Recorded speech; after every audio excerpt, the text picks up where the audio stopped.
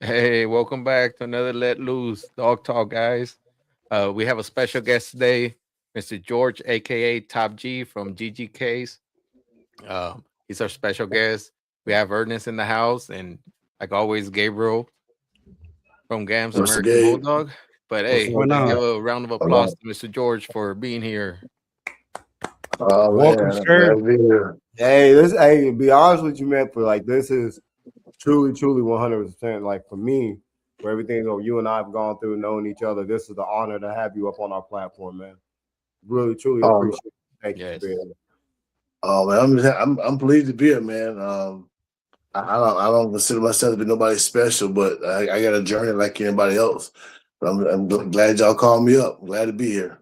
Yeah. Gam, how you doing today, my boy? we can't hear you. Yeah. I'm doing all right. Okay, All there you right, go. cool. Making it, just making it, but we're good. That's what's up. Okay. Now, Hey, Gam, I never met Gam before. Gam, where you at? I'm out of Los Angeles. I think just on the Instagram, never in real life, or I think just yeah, but J Okay, American okay, Bulldogs. okay, Yeah, okay. Facebook, What's up, my Instagram. man? What's going on, Oh, man? oh man, living this dream they keep talking about, man. There it is, right? yeah. You know, We we, can't we call here, it. we here. That's right. So That's right. So before we get into your journey and everything, hey, everybody that's tuning in, if you all know Amy Blackwell American Bulldog, she's going through a little hard time right now, a loss of a close family member. I'm not gonna put all the information out, but send up a shout out, a prayer, keep Yeah, positive prayers energy to in her. her family because she's going through a tough time right now. So Amy has done a lot for the game, a lot for me personally as far as learning breedings and things like that. Yeah. Amy's she's hats off, much love, Definitely. much strength and comeback for what you got going on, Miss Blackwell. Hang Yeah, in there, Amy. Absolutely. Prayers and our thoughts are with her for sure. I can Yes, only imagine. I saw yeah, her earlier today. For sure. For sure. yeah. yeah. No, definitely. Man, if it's okay with y'all, man, we just have a moment of silence for Amy, man. All Yes, right. definitely. Yeah. Yeah. Yeah.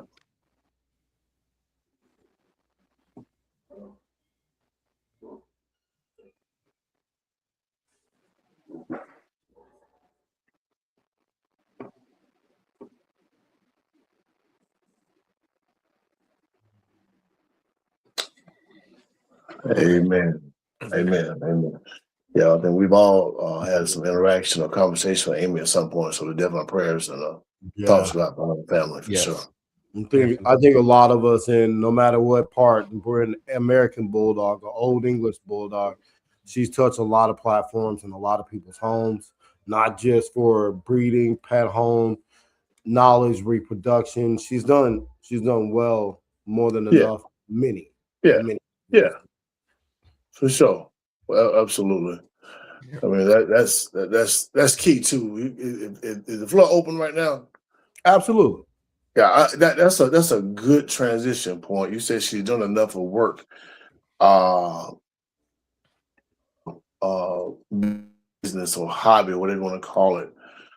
Um, I think one of the things you guys asked me about my time in the breed, but before I get to that, one of the things that I noticed early on was that some breeders just outworked others, not outworked them for productions, but they either had the dogs working in weight pull, bite work, catch work, showing a competition, but they did something with these dogs other than just yard ornaments or Yeah. selling, is essentially uh, for lack of a better word, my grandfather used to call it Heinz 57 type of deal until we get it perfected to a certain point of phenotype.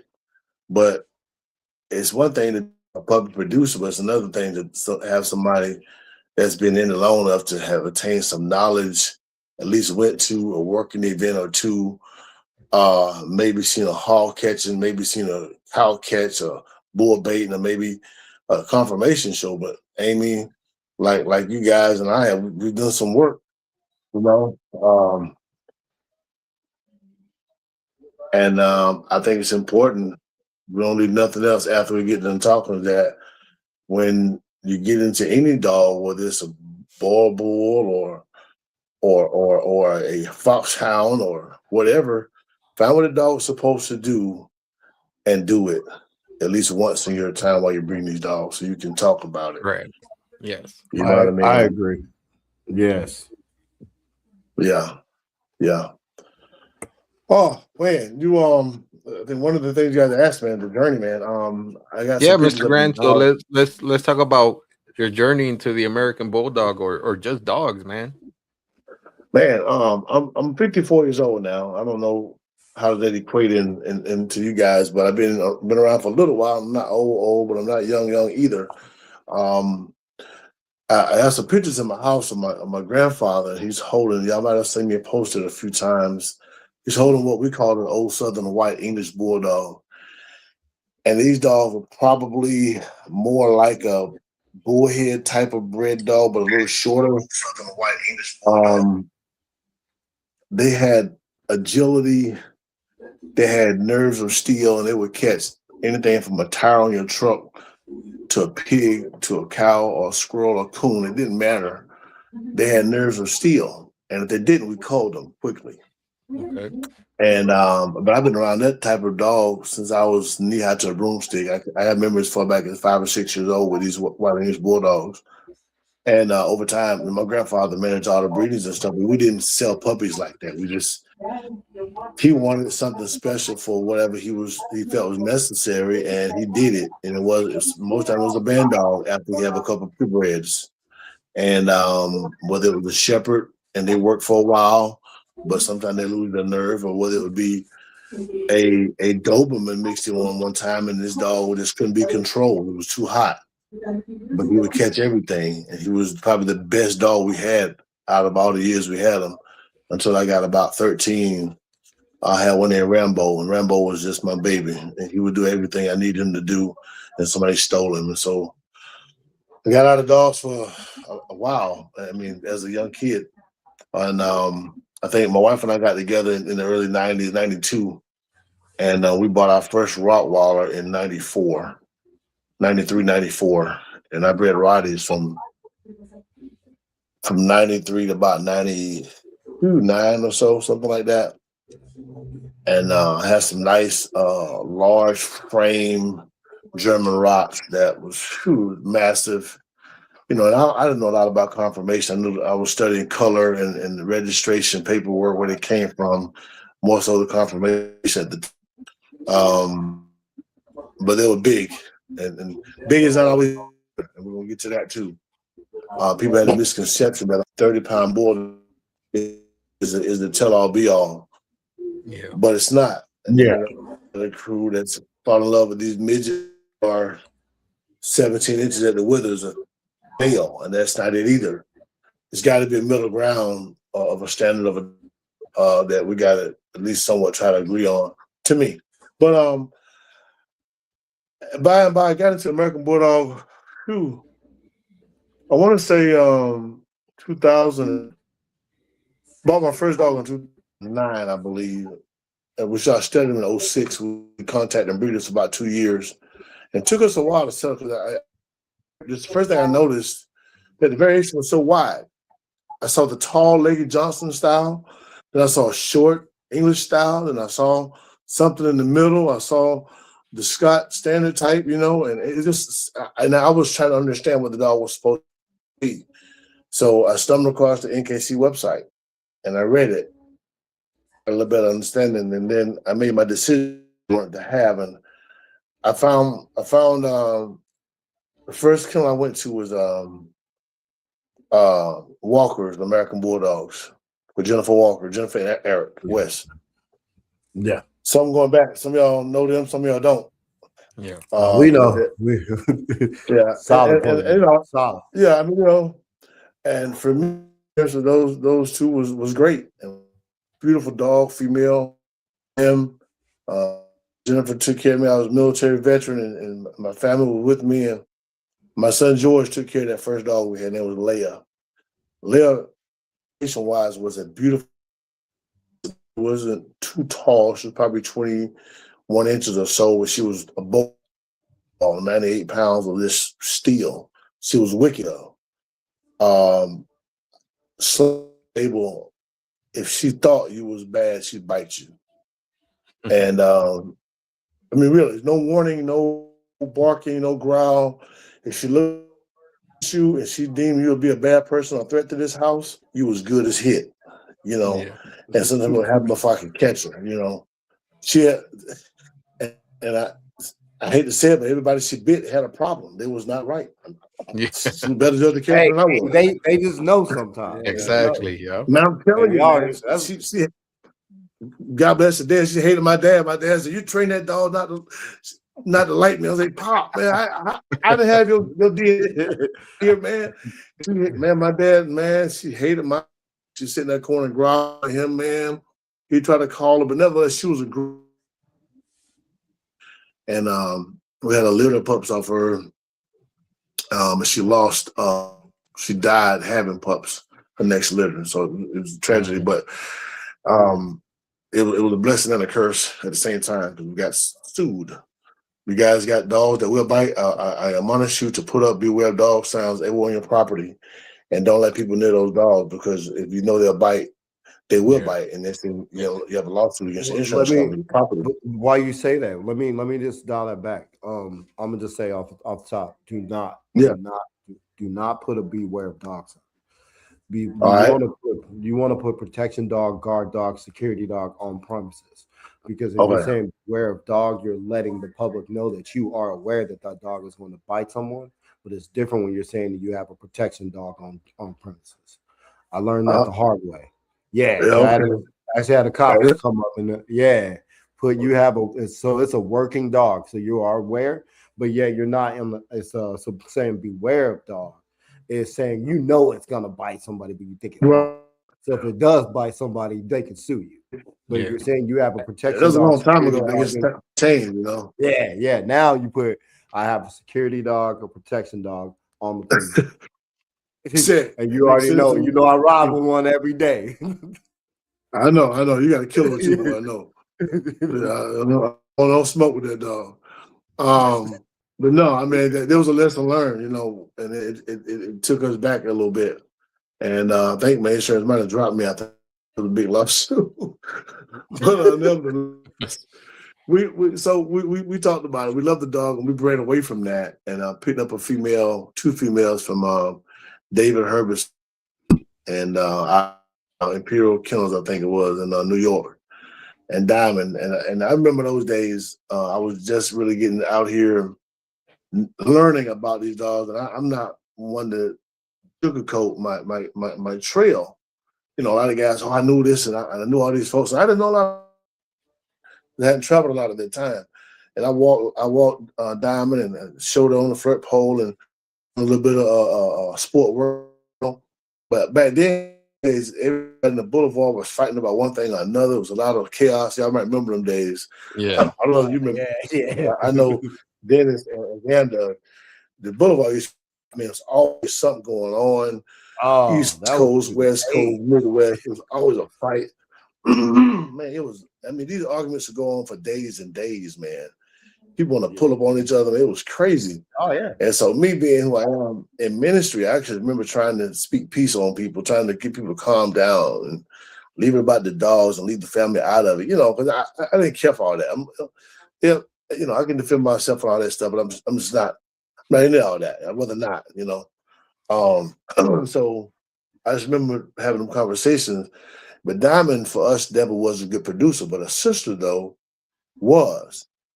And her and Rhea, by the time I got around to that point, is when the breeding took off for me. I had a couple blowouts with some males. I got a male from Jennifer, washed out, and people may not like this one. He was a daughter came back to her, and he was whoever had him didn't train him right. He didn't understand who was in charge, you know, and he wanted to be in charge. And on my house, it's not like that, you know. I'm in charge, and no bulldog tells me what to do or shows his teeth at me or tries to bite me and get away with it or live to see it. Yeah, right. So, definitely. Yep, So I don't want to get y'all in trouble or nothing, but I have to dominate my property, and the dog has to follow the rules. Yes. And so me and this male had a run in, and I threatened his life, and I said, "You want him, you better come get him." And we parted ways with that dog at that point. So I knew I had to go a different direction. But I got a dog out of California that didn't make it. He came from weather that was too soft, and 80-degree weather in Georgia killed him. I don't want to go too deep in the West Coast. Some of you guys might remember Bullfrog Wayne, I think it was. Yeah, That's I know who that. I forgot it. Way back. Yeah. That's throwback. That's old school. Yeah. That's when I first met Glenn Brett. Glenn Brett brought me that dog from Cali.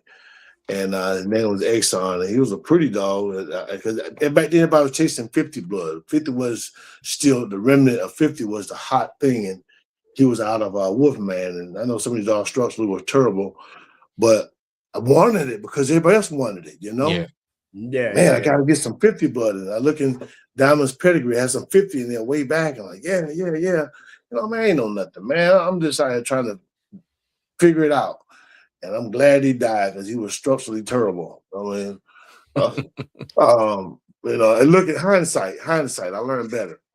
You know, I'm gonna be honest, man. You know, and I forgot what we went after that. Maybe I got before I ran into Sean Dean. I had Red. I got Red. Red for me. Red was the one that put me really on the map heavily. The show after I got my hands on him. Me and Sean Dean crossed paths. Thank you for putting Red up. That's my dude right there. That's your picture too, Ernest. Thank you. Very, very nice. I missed that guy. What'd you say, George? I said, thank you for putting that picture up there. Red was my guy, man. I missed that dog. Still miss him. Trust me too. And man, he was, I mean, he wasn't perfect, but for a dog that weighed about 115 pounds, his bone, he threw so much better than himself. It was ridiculous. He could breed him to a donkey and get a bulldog. I'm telling you. I mean, I never heard that one. He outproduced himself. I have pictures of so many males and females that just look better than him because he just threw it down like that. But I didn't do that breeding. I want to take credit for that. But before I get to him, one of the best pieces of advice that any breeder ever gave me was Sean Dean. Sean's my friend, my brother. Like him or hate him, doesn't matter. But him and I are good. I went to Sean and I picked up Storm. Storm was but y'all remember all the hoopla with Moose and all that craziness. Vito and this and Moose and but Moose was a gorgeous buck skin, dark buck skin dog. Boy, that I like Moose was gonna turn the whole game upside down. He did. He did for a while, but you gotta have attributes. But I wanted some of that blood, and I got Storm. Storm was down off of Moose, and Storm was a piebald girl. And then I got Red about the same. And Ahmad Mathis had did a breeding with Payne and Taraji. And I saw Red, and it was me and I think it was Grant back then. Grant wanted Red too, but I ended up getting Red, and there was a little bit of kerfuffle, and I got Red. And I told Derek, I said, if I get him, I'll make him famous. He said, for real, Jordan, I'll make him famous on the map. And I got Red, and he was such a big bone. He was such a gentle boy. He was alert, but he wasn't a goofball. He was alert, good bulldog IQ, and his posture said I'm protective without having to bite anybody. You know what I mean? And he was just intelligent to me.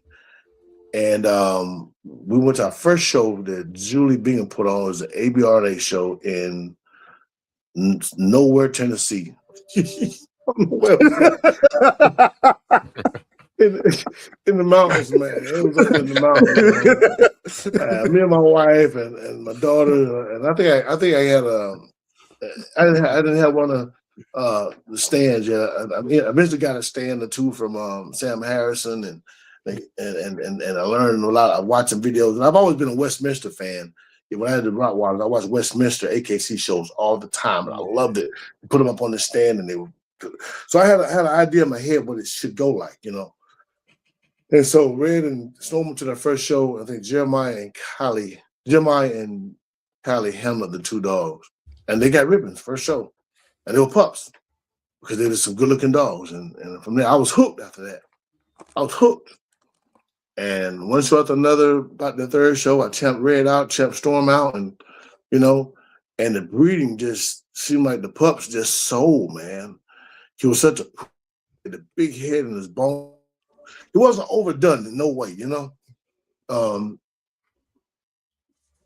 Actually, but he threw big rears, his feet in the rear were straight. A little bit of turn in the front, just a smidgen, because a big bone dog,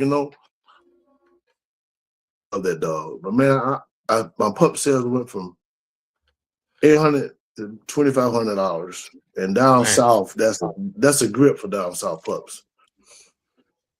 But part of it though was because I was in the ring. Yeah, He had that, and Red competed against a few dogs. It wasn't just a one dog ring, and it set him apart and it set me apart. And that's the advice that Sean told me. Said, George, go to a show and champion at least one dog. And we were hooked. My wife handled, my son, my daughters handled. Kylie went from junior handler to intermediate handler. And before I knew it, I was thinking, hey man, I can call a dog. And I think I want to be a judge, because the first judges I talked to ever in my life was and spent time with me was to sit down in the back of the truck for about an hour was Don Matthews. Believe it or not. Papa Don, they call him the Don. I was like, Papa Don. I mean, people have problem with name of his kennel, man, but Don is old, man. Don's like 80, bro. And he came out in a different time zone, man. Confederate Kennels did his thing over the years. And I bet he's put more dogs on halls than any other breeder on the planet. I don't care what you say. I just seen him. I seen it. People could just come to him to do that. And the knowledge he has, him and old Scott, is they're the last of the Mohicans, man. They just are. You gotta respect it. Love them, hate them, whatever. I don't care about that. They did the work. Oh man, wow. Look at that. We got you. Oh man, y'all got me, man. Y'all been digging, man. That's crazy. Man, how did you know I was gonna do that?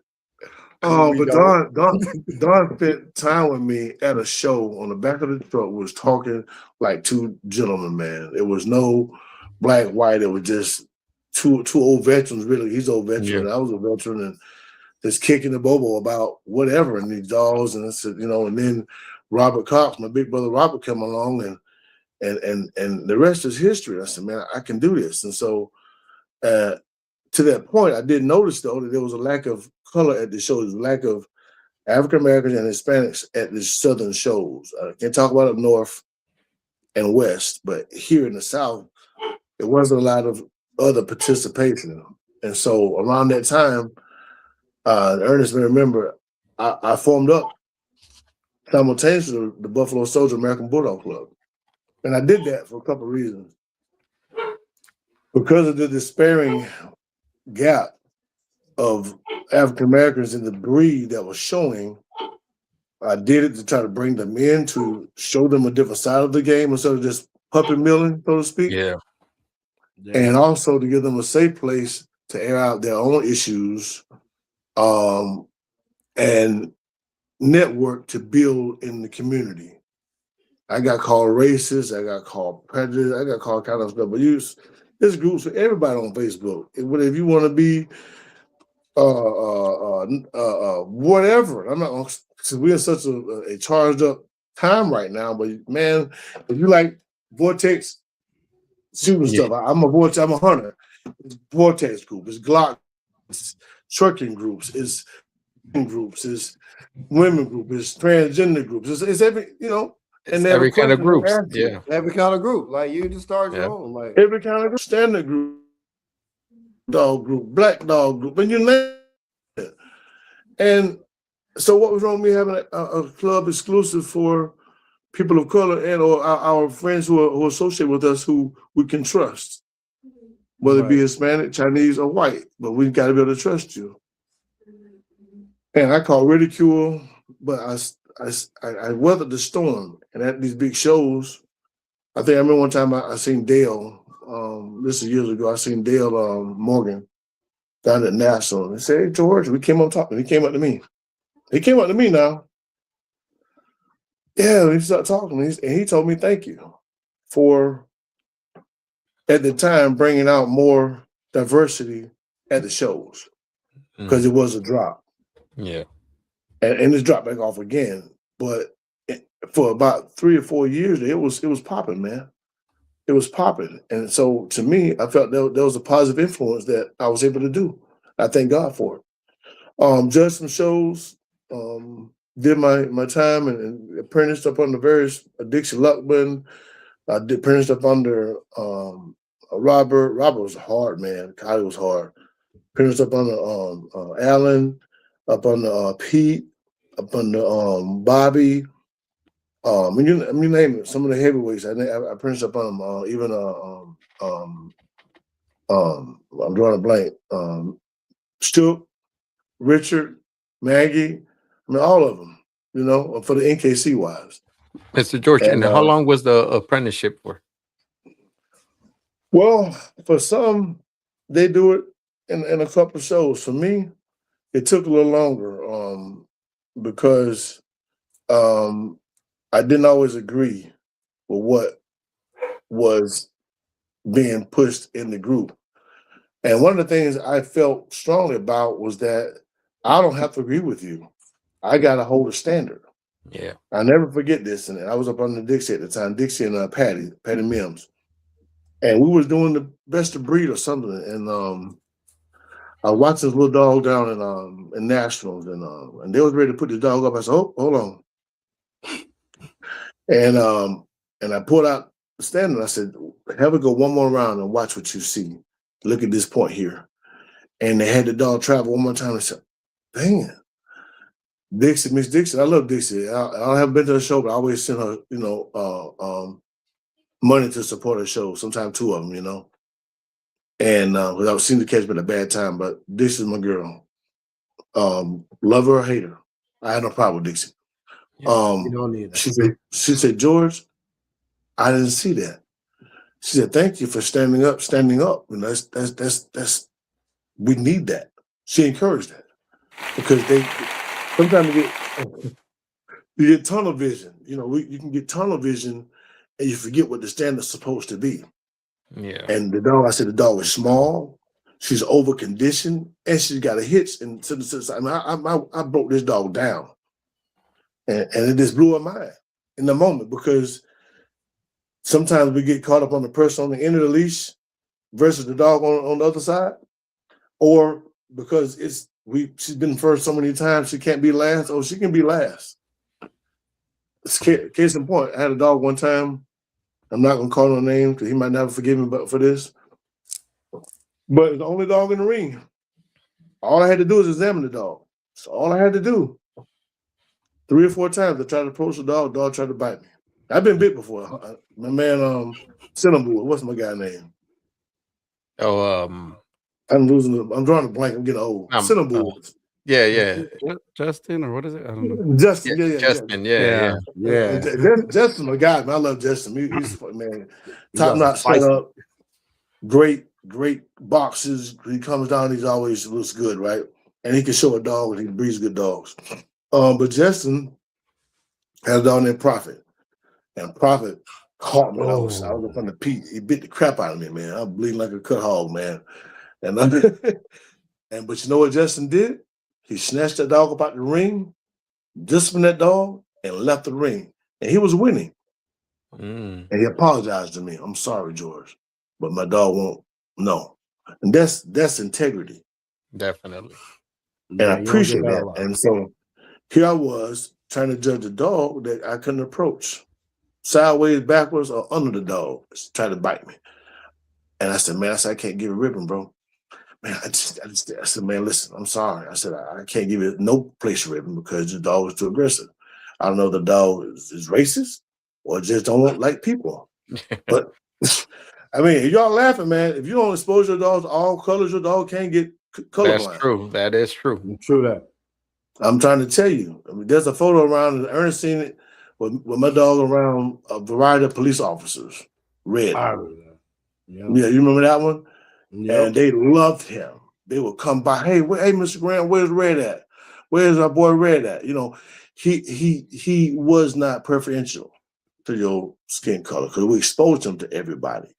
Yeah. And that's important for people who want to show. Take your dog to the park, let them see all kinds of people. Don't bring him out your backyard till I'm going to the show and they're already showing aggressive signs. That's not good. It's not healthy. Yeah. The dog's gonna hurt somebody, and then you're gonna be in a bad situation. But that's how it was. And so it took me a while. I want to say about 3 shows, and then 2. I'll be honest with you, I was lazy on studying the questions. I studied the standard, and my memory, because I got TBIs from the Army, and I've been blacked out a few times. Sometimes my memory gets foggy, and my recall is bad. That's why when I preach, I have the scriptures in front of me. I very rarely I quote scripture in text because my memory is bad. Okay. You know what I mean? So if you know your problem, deal with it, right? Yeah, definitely. Yeah, right. Yeah. So it took me a minute, but once I got it, Don't man, show, I don't enjoyed show it. it to your house unannounced. No, don't do that. You already know Ernest been here. Don't do that. From the front door to the kitchen to the back room, but That's wrong house, buddy. Lord, hey man, law enforcement don't let me come on my porch. That was a night. I was like, hey, yo. Hey, listen, Oh, man. I'm a shooter, bro. I can't help it. Hey, man, Man, he had his hand on the gun and everything. No one, no porch light or nothing. He said, "Who you?" I said, "Hey, Mr. Graham, it's me." It's on his phone. He said, "Bo, what are you doing here?" He said, "Son," I was like, "Yo, that people." Hey, man, I'm sorry, bro. I forgot about that. Good. It's good. It's a blessing, man. Wow, it's an amazing day, though. That was an amazing. Ernest didn't forget. Now he knows. Oh yeah, I definitely know. I'm calling every You time. gotta bro. announce yourself. Yeah, for real. I'm never showing up unannounced. I don't care if it's a surprise, a gift, or nothing like it was. I don't care. We ain't surprised nothing no more. Man, listen, it was late. It was late too. Wasn't it late? It was late.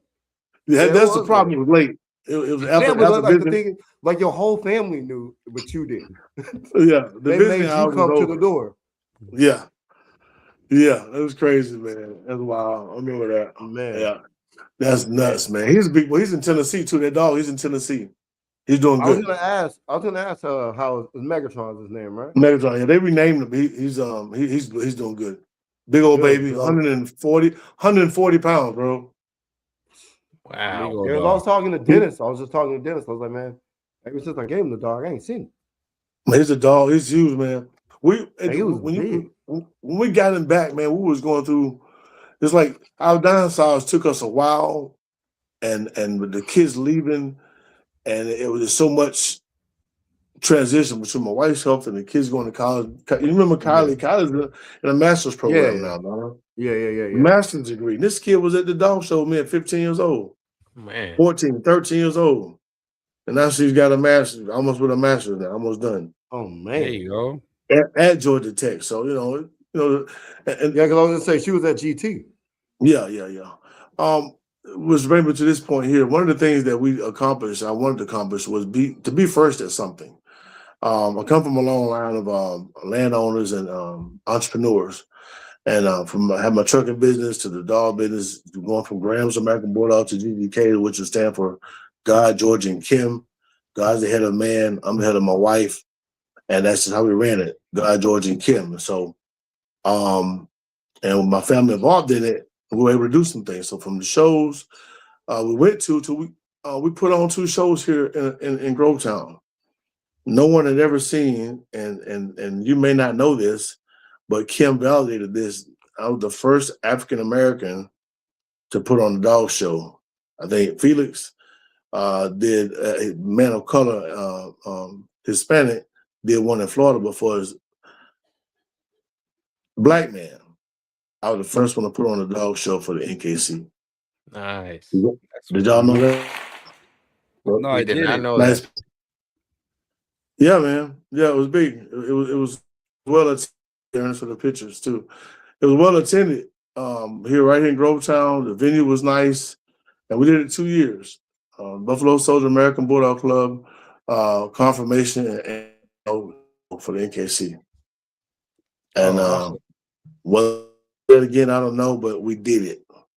And it was a great time. I treated my judges. The judges had a ball. They had matching polo shirts I got for them, and we had that was great. Yohani did my Iron Dog work, man, and it was a great time. Great time. Great Not many time. many So, people know Yohani. Yohani's been around for a while.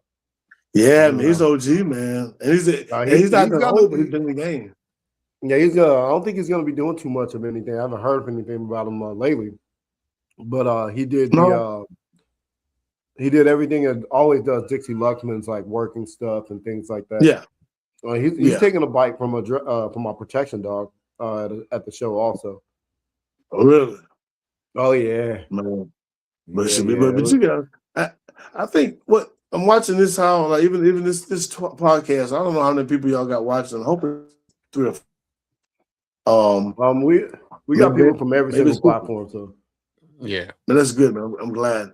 I remember we used to do Facebook interviews, and I would when I used to do, and people don't realize is out of a lot of transporters, I used to transport dogs too, and I went as far as Colorado and Oklahoma, all the way up to Maine, down to Florida, all of in Texas. And man, Ernest, how you doing, Ernest? Being legitimate, I wasn't legit, Ernest. I was bootlegging, bro. Man, from the boulevard to whatever dog form. Hey, yo, I'm putting together a trip. I'm here to there, and I love my man Glenn Brandt. Glenn that formed us how to calculate the dogs, and I put as many dogs I could in my Suburban, and I rode my Yukon, and I ride. You know, I did it in my Dodge when I had my Dodge truck, and it was fun. You know, for a couple a of 3 lot of years that fun. we did that, and we met a lot of people. I tried to do interviews. That's how you get out. There's one way to meet people and have with these kennels. Well, I remember Yeah. meeting a trailway out there in New Mexico. You know, my man Thomas out there in Colorado, and my man with the doggos up there, Chris up in Oklahoma. He does the dog Argentos, and he hunts these wild boars and stuff. And I met Tarak up on the same run on that. Been down to Florida. My goodness, I don't know how many in Florida I met. Daniel Berber and God, um, how many others? It's too many to name. Yeah. But traveling really did Yeah, me some good, and I was able to appreciate this dog so much more on these rides. And sometimes you get an aggressive dog, and you have to handle them a little different, you know. Somebody got a dog that can't hold their poop or their pee. You got to clean up a lot, you know. Yeah. But I learned a lot about myself and my family. Sometimes I would drive 24 hours straight, and I shouldn't do that, but I did it. Catch about 4 hour nap and get on the road again. I know Ernest has seen them days, trying to meet deadlines or you know. many of But them, many of meeting a lot of people on the road, which them. I think it's a good transition point. And all of our Facebook fights and the Key Warrior combat stuff we've had over the decade and a half or so, almost 2 decades, I still appreciate the American Bulldog. I see the extra short ones that really are English, and I smile. Not my type. You can't give me one. I won't take it. But then again, I produce one. Didn't mean to, but there's something called a kennel stunt that can happen. Yeah. When you got a litter of dogs that everything in the litter is 100+ pounds, you got one that stays in a small case for a long period of time and don't get no exercise, they can get stunted, you know? And I believe it's a real thing. I got a little female chocolate that we produced her out of Red's daughter Hope. You might remember her, Ernest Hope. I do. Hope is in North Carolina. We bred her to a dog out of Kessler's kennel, one of chocolate with cognac. And a beautiful litter. Everything in the litter is 100+ pounds, except for her. She's a midget. She's a bowling ball, but she's a midget. But she's the only dog I got right now because we've had some bad things happen around here. And I'm gonna run her to her first cousin or to the red and white dog that's a red grandson, 50 BMG and Pepper. He's a white-faced dog with a red bodysuit. I put in a group a while ago. Beautiful male dog, 100+ pounds, young, and got good confirmation on it. Very nicely confirmed, believe it or not, for that dog inbred, but line breeding with this, not inbreeding, it's line breeding. So we should get back to big on that. And I'll probably end up keeping a male here from that litter, just to have one in the yard, maybe a female, who knows. But we downsized tremendously. One dog here, got a couple dogs spread out, some males are stud out. All in one female in my personal possession. We blessed some people with some dogs. We shipped some dogs here and there, and they had some good success. I think that's where the breed has changed. Everyone, for a period, they got very, very greedy, and we couldn't partner, or they became untrustworthy because we didn't do the right thing. And I've lost money. If you've been in the game longer than a couple years, I know, Dennis. I know you lost some money. Ernest, you lost some money definitely. by now. Oh yeah. I mean, money people, in my people, mind at the same time. people promise to pay and then they don't pay, or the breeding don't work out. They renege on the breeding, or we're running back later. Or you bought a dud puppy, or you bought a or they didn't produce, and you had to pay for the dog because you sold the dog to someone else. You bought it for one person, and you sold to another person, and the dog bred 5-6 times, don't produce. Guess who got? Yeah. you? Because I sold the dog. I didn't produce it, but it came off my yard. So, man, I don't know how many thousands of dollars we done lost in this game. You have some thick skin and take your lumps with grace, because you're gonna get some lumps. I don't care what the contract look like. If you're not money for a lawyer, the contract don't mean nothing. The handshake means more than to be honest with you. Because the average breeder don't have that kind of loot laying around to hire a lawyer for $20,000-$30,000. They just don't have to get 5,000. to get 5,000. Right. Yeah, it costs more. Yep. Make it make sense, Right.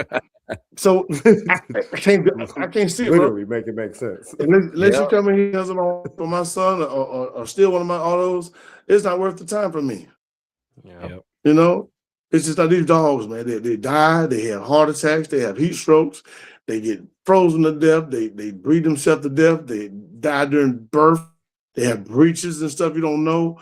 They think it's all kind of crap happen. You go outside, you got 8 healthy puppies, you come back, you got 2. I mean, come on, make it make sense. Yeah. That's you true. know what I mean? Yeah. And some guys are doing really well. I watched some of this new class out. I want to make some mentions here. I'm probably getting in trouble calling some names. No, mention who you want. I want to spotlight a couple guys that I've seen. I don't necessarily they ain't my style of dog per se, but how they've been diligent in the business. If I had to give out some diligence awards, I would give an award to my first award would go to Remarco Thompson. Yes, definitely. Yeah. Yes. Let me tell you something. Last week. Yeah, we did. It was. Yeah, we was last week. Last week. Oh, y'all nephew was all out there, man. Yeah, because you know he got that red son, and now he got the grandsons. Man, he's got some stuff out there, and he's got a little bit of my stuff out there, and I hate that Hoss got killed by a cougar, but he died protecting his family. Hoss was amazing, perfect. I remember I picked Gene up. I went to Texas again and picked Gene up and brought her to breed the red, and so me and Marco was in the middle of a transaction with that, and he got the pup out of that. So but to me, I watched that young man move. Most of the move with grace. He didn't really get into a lot of people. People come business straight. Always amicable, willing to talk or work something out. And watching him develop this oldie box bowling balls, my God. Yep. Yeah. It's been, again, and then it's in my style of dog because it's American-ish, it's not too old-ish, whatever it is. It's an F1, I don't know, F3, I don't know what it is. He got a couple of F1s, a couple of F2s. He's doing a lot out there. Bro, hey, man, my brain don't work that fast, but they good-looking dogs. I don't count the generation, but he's been astute in that developing what he likes. and being able to come back to a standard. I think he's been very astute. I got to give a shout out to, and again, I don't care for the dog size or the height, but I got to give a shout out to Ryan, William Ryan's. William William, Ryan. William, yeah, Will, Big Yeah. Will, yeah. Will is doing some good work. And because the American Bulldog, the standard is supposed to be a male should be, 22 to 26 inches, something like that. Female should be, 20 to 23 inches right in there. And nobody's got dogs like that now. Well, I do got a couple that I produce, but very few people. Some out west, what's my man, Dax and other people got some big dogs out there, and Bobby's always throwing some huge dogs, but you can't buy them dogs. They don't sell them. But, Yeah, they don't get my favorite to see on their list was Sharky. Sharky was a beautiful dog, and I never seen him in person. I would love to put my hands on that dog if he was ever alive. He was beautiful to me. But people don't necessarily breed for the standard anymore. They breed for what they like, what they want, and I think that's what's separating a lot of the bulldogs nowadays. People don't care about the standard, and it's like just like. I'm not going to proselytize y'all, but just like the word says, without a vision, the people perish. Without a standard, the breed diminishes. Yeah, true. Without a standard, the breed diminishes. Yep. And so when we, I'm gonna put myself in it too. When we propagate aesthetics and don't adhere to standards, we lose the essence of what the dog was created for. I mean, if my wife's health was 100% turnaround and I had two of my older kids that were working with me and I had the space, I probably would go and get right now. I'm gonna tell you, this is what I would do. I would go and get one of those Brindle's standard dogs from my brother Robert Cox, and I would get one of my bullet bred dogs and I would work that breed. I would work it, or get a stand from Cliffside Watkins. He's got some bullhead dogs down there. Yeah. Y'all sleeping on him for your working dog. I'm telling you, he got some nice, tight bred bullhead dogs down there. And I don't think he advertised them yet. Who is this? Cliffside Watkins. Cliffside from South Carolina. And he came into the show stuff following me. And but the show got to be too political and he backed away from it. But Cliff's my boy. I like Cliff. But he's got some bullhead pups down there. And they nice. You want some dog that can breathe and work. Because I've kind of transitioned my mindset and trying to get some hybrid vigor that's stable and a little bit of muscle that can do something. Because we've had so many dogs stroke out. And what do we keep doing? We keep doing what? Inbreeding and breeding again and running it back and running it back. But if the dog can't live outside the 105-degree weather, bro, up under the shade, he ain't ready, bro. Oh, I got to bring him inside. No. You work in 105-degree weather, drinking water with the big hat on and the neck covered up, the dogs will follow you. Yeah. That's my philosophy. I mean, my bulldogs stay with me on that farm from sunup to sundown. They go lay in the pond, and they lay in the pond and find a mud hole, but they worked. They caught hogs in the heat if they had to. And so I've had the bully dogs. I produced some very nice dogs, but I watched them die, man. Red right here. And a lot of people don't know the story about Red. Tyler was doing work. Lost track of the time. And I got one killing. Ernest has seen. I got a killing here. Still got it, Ernest. It's got wood on the bottom and a metal top. It's really an oven in the summertime. It's really a bad thing, but it's good for isolation. You can sterilize it to a degree when you're doing a breeding from a visiting dog, Yeah. So I keep them in there so I can clean up real good and keep off the ground and all that. So that's why I have it. So I put Red there to keep him from doing something, isolate him just for a minute. And I told Kyla, I said, let him out. And she got to doing homework on a online presentation, a lecture, and forgot about it. And the sun was on this side of the house, shining over the back, right in on him. 3 hours later, my dog was dead. Damn. I was I was actually I was there that day. It was right when I just left. It was right when I just left from picking up. Yeah, I was on the way home. I was on the way home. I got a picture That was like the last photo taken of Red. Yeah, Yeah, it was and me it and hurt. Red that day. It took me 5, 6 years. And that was in 2020, 2021, something like that. We just buried Red's ashes when Diamond passed. Diamond passed away at 10 and a half. She had a kidney failure. And I just poured his ashes in the grave with Diamond. Diamond was his buddy. The Red would have been 10 or 9. 10 now, 10 by now.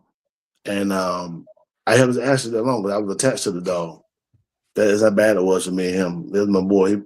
I bred him over Red was time. a solid dog. He was a solid dog. We was. But you know what? Ernest, he was my dog. And this everybody's got that one dog they fall in love with. Yeah. And it changes, and something happens to the dog, it changes them. Yeah, that was a day whenever I came to pick up Megatron. That was a day I actually got to meet Red and put my hands on Red. Solid, amazing temperament. It was a super cool dog. I mean, his build was beyond anything. I like. You don't really get too many ABs like him. That big giant dome, that big thick body, and that bone was crazy. It was crazy. Right. Bone. And to be 24 inches, that's what I love about him. He was strong. He was 24 inches. Yeah, I mean, he was a super cool dog. Good dog. It was heartbreaking for not just you. I don't think it was just heartbreaking for your home. It was heartbreaking for a lot of us. Yeah, well, I appreciate.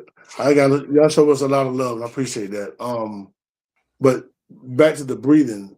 His breathing Red was solid. He was heat tolerant, but that situation killed him. And after that, it seemed like the tighter we tried to breed it, the worse it got.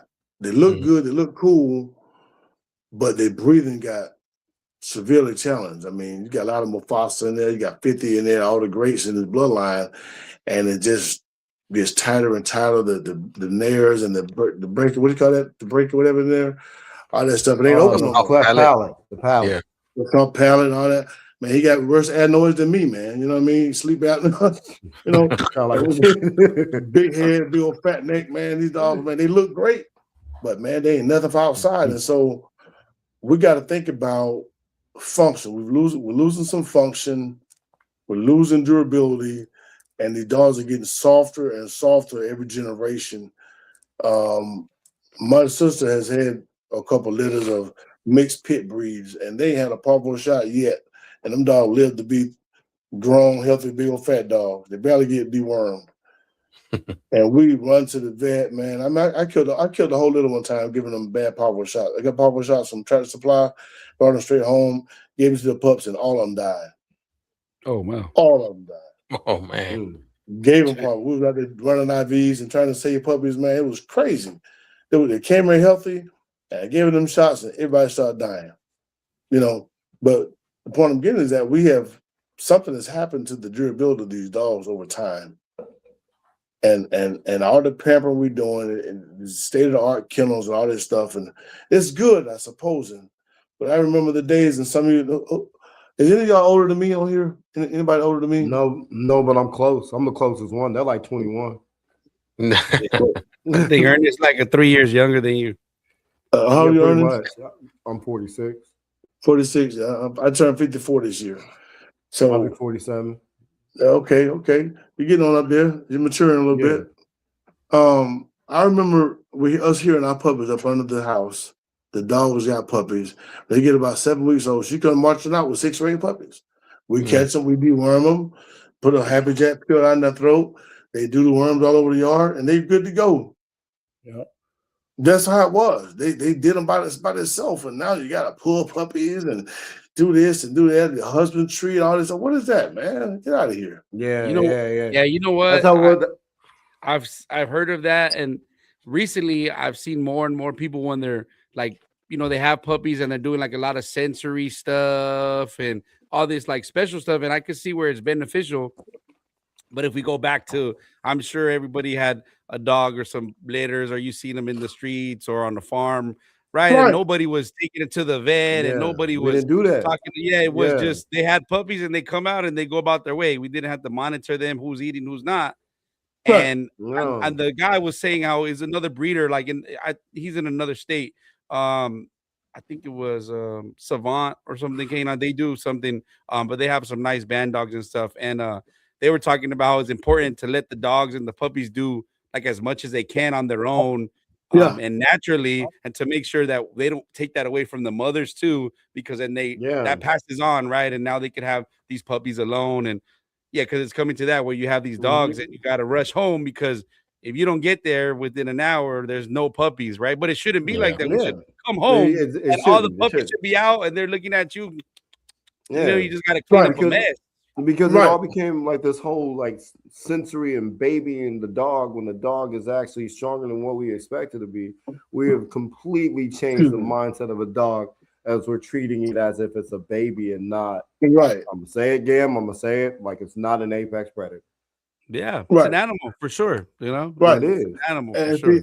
And that's the thing. You know, we have to have dominion. Again, I'm trying not to be preacher to y'all. You know, I'm Pastor Graham. Preach on. Hey, this is what you do. Preach on. But you have to have dominion over your animals.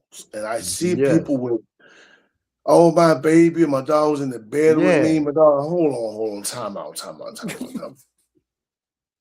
Do your thing. I get it to a point, but when that dog becomes so indisposable, you're crossing some lines that God didn't intend for you to cross.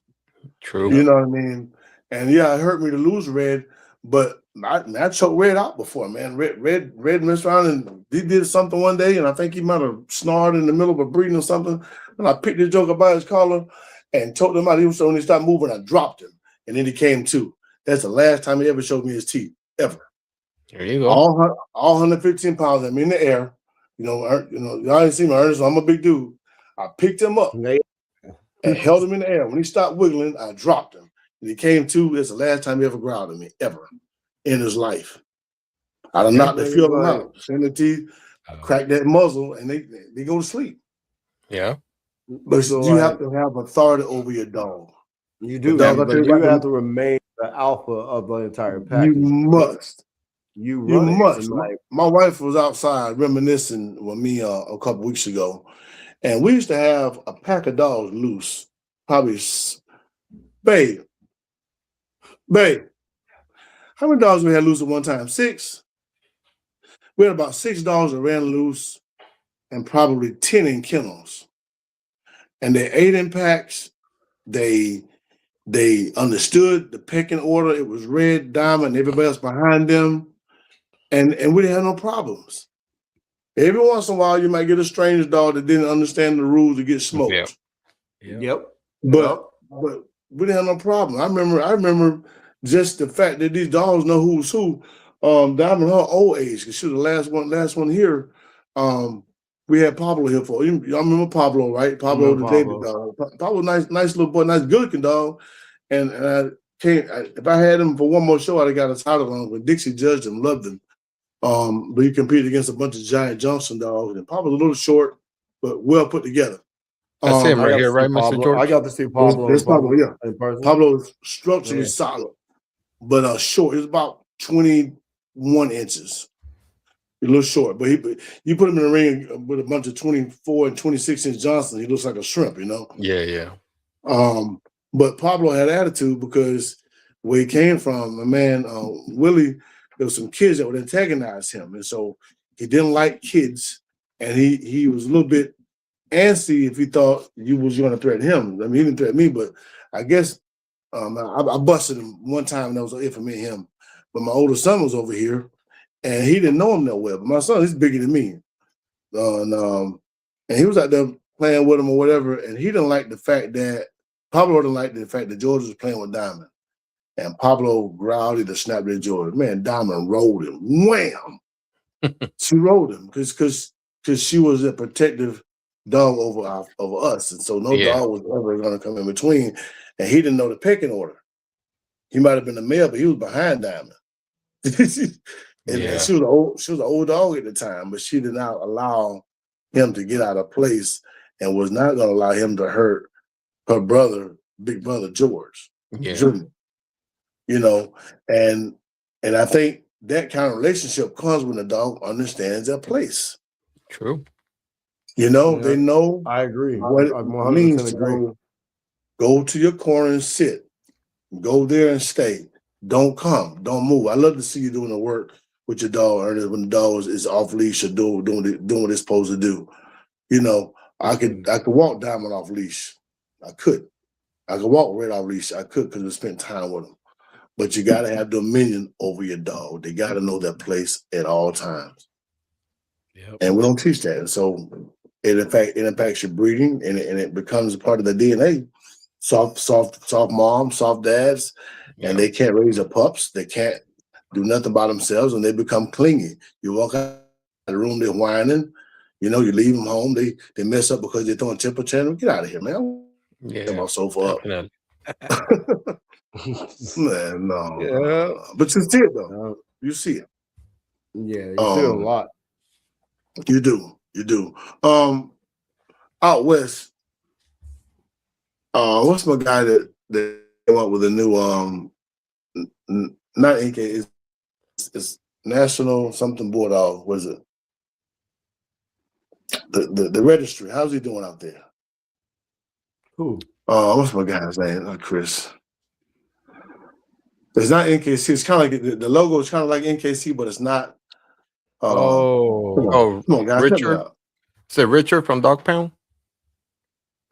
Is that? But it's a registry. They created a registry out west. Yeah, he created it. NBKC, right? Yeah, something like that. Yeah. How are you doing out there? He's good. I saw him last week. Spent about an hour with him, just talking dogs and stuff. So he's doing good. He's gonna get the registry back on. That's one of the conversations we were having. He said he's gonna bring it back to life, have some shows, and just trying to expose it out there for the American Bulldogs. Let's go. Okay, it's good, man, good. What about I mean, we need shows, we need collaborations, we need sponsorships. People, if they don't go send sponsorships. That's one of the things we try to push. Is if I can't come, I'm always, we used to travel to shows all the time, but we'll send a sponsorship. If I know your show is happening, I'm paying $25, $50 to help the show go because it costs money. It costs. I was gonna ask y'all something. I drew a blank. I'm sorry. No. What question? The problem is yes. What question? Question, man, I got a lot. Go ahead. We can't get into those. That's the next episode. That's the next okay. Episode. So all right. So here I got one. All right. So you're saying you said that your wife's health and things like that are not really doing too well. So you just laying down ABs and not doing any breeding whatsoever? No, I didn't say that. Okay. All right. There you go. There we go. Yeah, we know you got stuff in the pocket. No, they don't call me Top G for nothing, man. Come on now. Right. No, so you missed it. I told you what I was doing next, but you missed it. We got to rewind this. Well, you said you could if you could. All right, so watch this. You remember I did that, and I didn't show it to the whole Bulldog world, but I hear about breeding, people have trouble tying a dog. If you got a male to the hump, you can tie the dog. And Ernest saw the video I did on a breed stand with T'Challa. Remember that? Yeah. That was a little while ago too. Yeah. It was. Yeah. Oh, so you're holding them back. Well, no. She lost him in the summer, and we ran it back. And I had my guy who was whelping the litter, and his health got. We lost the litter. Things just didn't work out.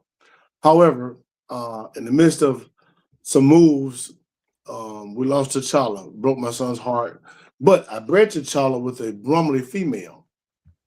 T'Challa was, let me refresh you, T'Challa was. I know what T'Challa is. Jax, Illy K. Jax. Y'all remember him, right? Yeah. Jax was a Bobo's son, right? Yeah. And Occasional Wilson. And then I produced Marvell. Marvell was out of Riot, Blackwells, and that Braveheart girl Jip I had named Black Widow, right? So it was our production. And so T'Challa, we bred him. T'Challa was naturally lean, naturally tucked, good angulation, about 24.5 inches, big bully head, a little bit soft on the passes in the front, but a good top line, level top line. And I think he could have showed probably 3 shows he might would have champed out. You know what I mean? Good temperament. Is But this we bred him to, T'Challa? yes, that's Yeah. him. He was younger. You see, the top line's good. Yes. Angulation there. Triangulation is great. The shoulder angulation, layback yeah. solid. Head Yeah, type not- is good. Right. Not a bad looking bulldog, right? Right. And we bred him to Brumley female before he died. And this classic Brumley, smash face, big barrel chest, little straight stifle, but big fat rear, but straight stifle. You know what I mean? So I'm hoping to get a nice male out of that for my pick. So we'll have that on ice over here. But in the meantime, I still got my little jip, the chocolate jip we bred. Her name is Nakia. We're gonna run her to my male over in Swainsboro, about an hour and 10 minutes away. That's out of Pepper. Pepper's a champion, and that's a red daughter. And Pepper was out of Red and Storm. And the daddy of the pups, of the male I'm talking about, is 50 BMG. 50 BMG was a red grandson out of Zeke. Zeke, you remember Zeke, the big old pretty red dog male? Zeke is his dad, and his mom was Goldie. Yeah, that boy. That's Zeke. So, that breeding happened. Zeke, you did a breeding with Zeke, what, roughly about 3 years twice. ago? I used Zeke twice. Yeah. And so the 50 BMG was out of Goldie and Zeke, though. Yeah, he's nice. That dude's rear end was the biggest rear I've ever thrown a dog. He was. I don't have nothing. His butt. His butt. His butt. I love it. Looking for it. He had what you call junkie trunk. You know what I'm talking about? Yeah. He had them hams like that. Is Zeke still around? Zeke is still alive, man. Because he was in Georgia, right? Yeah, he's in Georgia. He's down in Barney, Georgia, about 4.5, 5 hours from me. He's still alive. I can get semen on him if I want to. I need to ice it. That's what I should do. If the ship is still good. I was leading there. You just about to say that, huh? I was leading there. Yeah. You know me. You know me. I'm always about throwing that on ice, man. Because people asking about him, man. Yeah. Somebody asked me about Zeke the other day. But I like 50 better, though. Because 50 was a better looking dog than Zeke to me. Yeah, because you sent me both with the 2 breedings that you had going on. Yeah. Because Zeke. Yeah. Zeke was solid, but total physique wise, I thought 50 was better. 50 was better. He was a little bit long though, but compartmental wise, shoulders and hams and head, he was better. Mm-hmm. As long as you're breeding to a long female, you'll be all right. But we got something cooking. We'll be spicing some stuff here and there. Like I said, we got a couple dogs scattered, and it'll be 1 or 2. We can get 1 litter a year, maybe. But we're not growing the kennel back. No, we're not doing that. Okay. But I help people. I help people with the dogs, though. I help place pups out. Help people move the dogs. My GGK's page is still up. If I like your litter, if I like you, I help you push the puppies. You know what I'm saying? I get calls every week. I got a call today. Hey, when's your next breeding Instagram? When's your next breeding?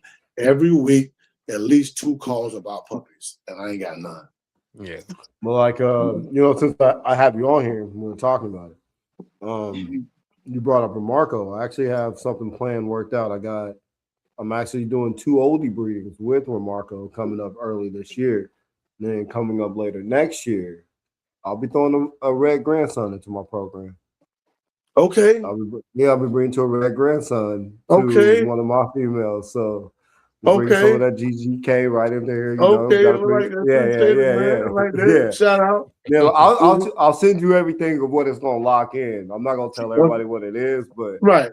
I think you're gonna love it. Man. Okay, I like to hear that. Hey man, what's on the database? Is anyone is it fixed? Yeah, man, no, you still can't put nothing on the database. No, like you have to actually email the admin and everything just for them to do anything, but then you're still not getting anything. What? Yeah. And then I see people trying other websites or other ways to do it. It's not working you just out. Gotta build it. If nothing's working out. Yeah. No, it's not working. It's not working out at all.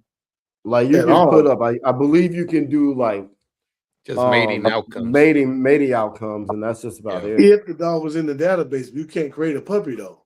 Correct. Right. If your dog was already in there, it's an old dog, it's been there, yeah. But in the last 2 years, the last year and a half, Yeah, you your can't dog do not in there, anything. you're in trouble. Yeah. Yeah. Hey, You're I in guess, trouble. That's crazy. hey, let loose, boys. I think we just need to start do something else. Start our own little database. Yeah. Something, Well, right? Hey, we already well, we do a lot over here, Mr. Top G. We do a lot. Man, I'm impressed. I'm impressed with what I'm seeing, man. I think y'all have had me on, and I don't want to pitch out a show. My wife is trying to get on the road. I need to see her off and level her for a minute. No, absolutely. no, for sure. Yeah. No, appreciate thank you, you, George, understand for that. being here. Definitely, we appreciate it. Yeah, we'll definitely next- run back part 2 with you. We'll Yeah, definitely do that part with you. 2. Bring the questions. We can get a little salty. You know, I bring some tissue. I need to wipe my eyes or Yeah. whatever. Right. We just getting warmed up. All right, I'm sure she'll thank- do something that's gonna upset somebody, man. Right. Oh man, I think that's what we live for on the most part. To be honest. Man, With man, Top peace and G, blessings, everybody. Happy New Year, to y'all, man. much Happy respect. New Year. Happy much New Year, respect, Happy New man, Year. no doubt. Absolutely, man. Y'all be easy. All Peace. right. Bless up. Right.